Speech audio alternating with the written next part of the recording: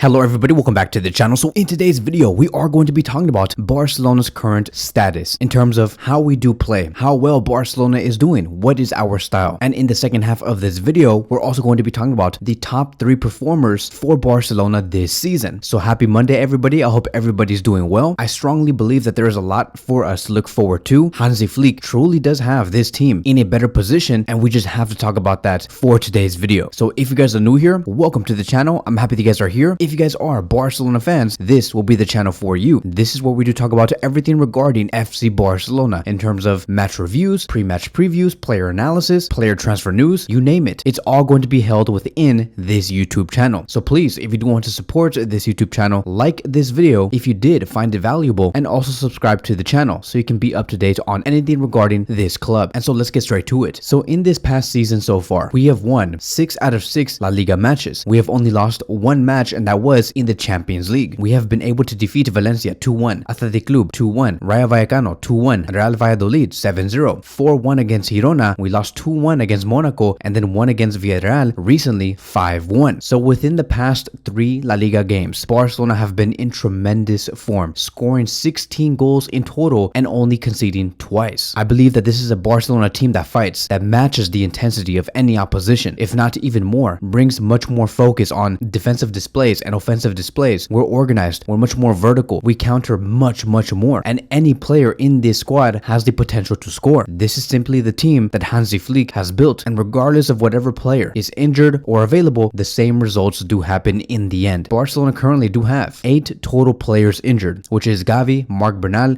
Andreas Christensen, Frankie de Jong, Araujo, Dani Olmo, Fermin Lopez, and Marc-André ter Stegen. Keep in mind that 4 of these players are expected to return by mid-October, which will be Gavi, Frankie de Jong, Dani Olmo, and Fermin Lopez. So Barcelona's midfield will be getting a huge boost very soon. This Barcelona squad that we do see under Hansi Flick is a clear improvement and upgrade to what we've seen last season under Xavi Hernandez. When it comes to goals per match currently, I know that our data is still very low, but currently Barcelona are averaging 3.7 goals per match, while Barcelona from the past season was averaging 2.1 goals per match. We're also conceding much less, averaging 0.8 goals conceded per game. With Barcelona from the last season, we were conceding 1.2 goals per game. When we also do compare the pressing, the goals, the attacking, the possession, the counters from the Barcelona of this season and last season, the Barcelona of this season is much stronger in terms of counters, as you can see there on the left side of this radar. Hansi Flick really does use players like Rafinha, Lamine Yamal, Dani Olmo, Pedri, Lewandowski to become much better in finding solutions through the middle, which is why we have been able to counterattack so effectively. We have been able to win the ball within a span of 4 to 5 seconds and destroy all the open spaces that the opposition does leave behind. Keep in mind that Xavi Hernandez could have done this last season in terms of getting better in counters, because Hansi Flick is working with the exact same players that Xavi Hernandez did work with. But Hansi Flick has the experience, he's bringing the German style and the philosophy, and he knows how to incorporate great effective counters. We're also in the exact same score when it comes to pressing. In terms of goals, we're slightly better. Even with attacking and possession, we also remain at the same level. The only thing that we have failed on is the physicality. And I think that the reason why Barcelona is so low in terms of physicality is because we have much more of the ball, and we never really truly find ourselves in physical 1v1 duels a lot compared to how Barcelona used to be last season, where we did lose the ball many times. Then when we also do look at the shot directions, Barcelona of this season do take much more shots through the middle compared to the right side or the left side. This could possibly explain the reason why Barcelona were trying to go for Nico Williams, because it could have strengthened our left side in terms of total shots being made. But through the middle, we are fine, which is all being made through either Lamine Yamal, Pedri, Dani Olmo, Lewandowski, Rafinha. Our effectiveness is no longer through the left and right flank. Now you may be wondering why Barcelona is just so much better, right, in terms of scoring goals and generating so many chances. If we also look at the possession won in the final third per match stat this season, Barcelona is in first place with a total of 5.3, meaning that Barcelona usually wins the ball 5.3 times per game in the final third. That does lead towards us generating more chances. We are very intense, very effective in stealing the ball away. Alaves is in second place, Valencia is in third, and Real Madrid is in fourth. And if you guys are wondering what that looks like, right, what do we mean by possession won in the final third? This has been going on a lot in the preseason and also in the regular season. For example, Barcelona started off already implementing this idea by going up against Manchester City and trying to win the ball back very high up the pitch pitch, right, in the final third. Look at how Barcelona were pressuring Man City relentlessly. And then fast forward to a match, for example, against Girona, which happened very recently or 2 weeks ago. Barcelona once again were pressuring the center backs, forcing mistakes, forcing the long balls. They were not really concerned about the left back or the right back. What they wanted to do was to pressure the center backs of the opposition, because that's how they knew they were able to regain the ball as fast as possible. And that is how Barcelona ended up winning the ball in the midfield, or most importantly, in the final third. And so far, it has really worked for this club. So now let's move on towards the next conversation. And I do want to speak about the top 3 performers of the season so far. Player number 3 is going to be Pedri. Pedri for me has been exceptional. As a matter of fact, I would even like to say that Deco has met with Pedri's agent recently to promote a contract extension. Like, they want to keep Pedri for another 5 to 6 years. It will be happening. Pedri deserves nothing less than a contract renewal. I believe that Pedri's influence has been very impactful, and he started off this season in a very impressive way, and he has been showcasing his importance in Barcelona's midfield. We have not really seen him as a 10. We have seen him mostly as a number 8, right, being paired up with one of our other central defensive midfielders. He impacts the game, not just creatively, but also defensively, by reading and anticipation. Pedri is for sure considered as one of the greatest emerging talents in football, showcasing his intelligence and offensive game reading skills. And there are 2 players right now that do speed up the play for Barcelona. One is Rafinha and the other one is Pedri. Due to their passing and because of their creative movements, they make Barcelona much more dynamic. So we have seen Pedri act like a left central midfielder, right?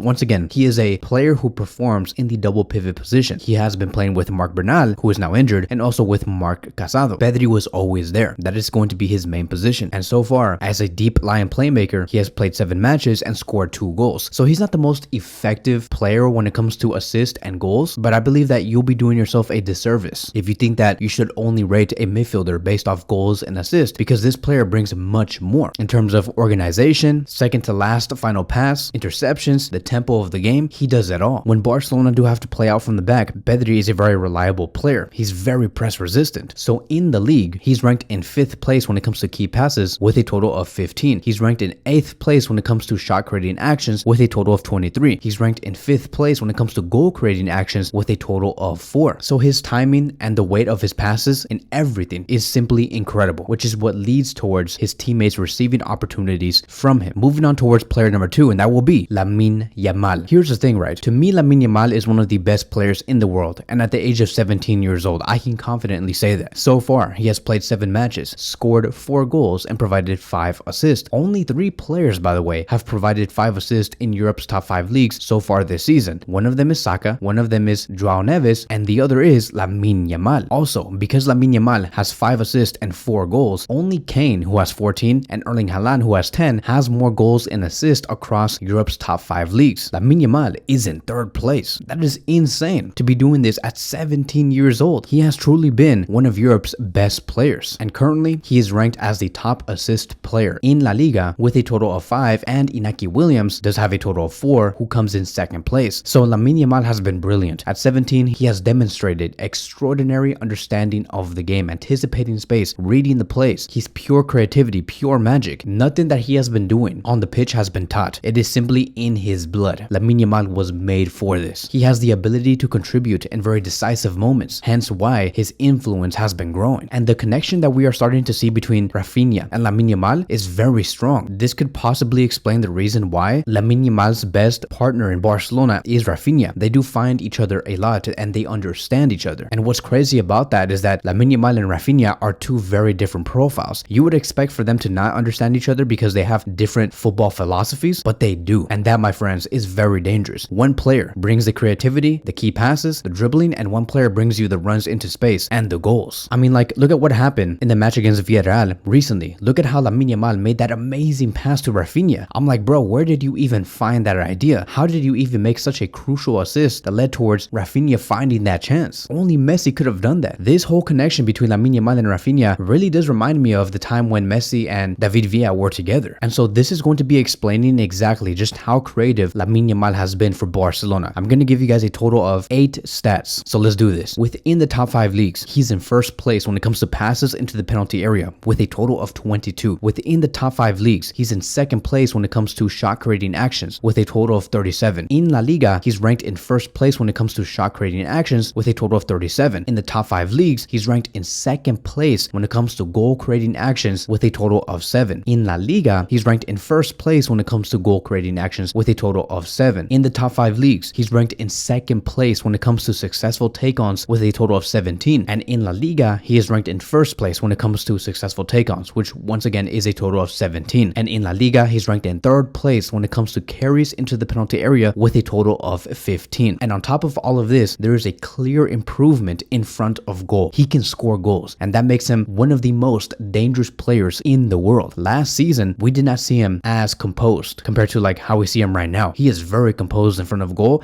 and you better bet that he can reach a 10 to 15 goal season for sure. And so notice how I was talking about Rafinha a lot, because that is going to be the player that I put in number 1. Rafinha has been our best player this season. It was actually really hard for me to choose whether I should put Lamine Yamal in first place or Rafinha in first place, but because I think that Rafinha has improved the most out of all players, I want to put him in first because I really do want to give him his flowers. He has shut down so many haters, so many people that were saying that Rafinha has no continuity with FC Barcelona, and he has been able to do this within a span of 6 to 7 games. We have to give this man his flowers. In 7 matches, he has scored 5 goals and provided 2 assists. Hansi Flick used him as a number 10 or as a left winger. Rafinha's movement and positioning to create goal scoring opportunities is immense. I mean, like, he was exploiting all of the gaps in Villarreal's defense last night, and he does it with ease. As you can see here, because of his new role under Hansi Flick, last season he mainly did see the right wing position, with sometimes seeing the number 10 position. But then when you look at the heat map of this season and where Rafinha is positioned, he's everywhere because he can play as a left winger and also as a number 10. And Rafinha does not need a lot of touches to be very effective. You only need to give him the ball 1 to 2 times and he will bring something out of that. So far his best game has been against Valladolid, where he scored 3 goals and provided 1 assist. To me, Rafinha is a leader, a mentality monster, a dual winner, whether it's in the attack or in defense. He's a showrunner and so much more. He does leave it his all on the field, and that's very important because all Barcelona do want are players who give it their all on the field, never ever backing down, always giving out 110% of your energy. And because he brings all of this, I am proud to say that Barcelona should extend his stay at Barcelona. I don't think that he should be a player that should be sold next summer. And thank God Barcelona did not sell him this summer to a team in Saudi Arabia for a total of 95 million euros, because Rafinha is showing that he is worth much more than 95 million euros. Let's extend his stay, because with all of his current efforts, I want him here for another 4 years. So due to his attitude, due to what he has been able to do as one of our captains, by the way, he is a player that many other players in Barcelona should be following. He acts right and he has grown. He has matured. And here are going to be some interesting stats. In terms of non-penalty goals in La Liga, when you take away those penalty goals, Rafinha actually does have more goals than Mbappe, Vinicius Jr., and Rodrigo put together. Rafinha carries a total of 5, while Mbappe, Vinicius, and Rodrigo carry a combined total of 4. Another crazy stat is the game between Barcelona and Villarreal. Rafinha had more shots on target than Villarreal's whole team. Rafinha carried a total of 5 shots on target, while Villarreal only had 4. Also, it took Dembele 4 entire seasons to reach 50 goal contributions, and Rafinha has just beaten that after being with us for a total of 2 years already, and he is not going to stop this season. He's also ranked in first place when it comes to key passes in the league with a total of 19, and he's ranked in third place when it comes to passes into the penalty area in the league with a total of 11. So let me know in the comment sections down below, who are your top 3 best players in Barcelona so far this season? Maybe yours could be different. Maybe yours is Lewandowski, maybe yours is Inigo Martinez, maybe Balde, maybe Koundé. In the end, all of these players have played exceptional. They have been amazing. But to me, my top 3 is going to be Pedri, Lamine Yamal, and Rafinha. So that is it. That is going to be wrapping up today's video. Thank you guys so much for watching, and I will see you guys in the next one.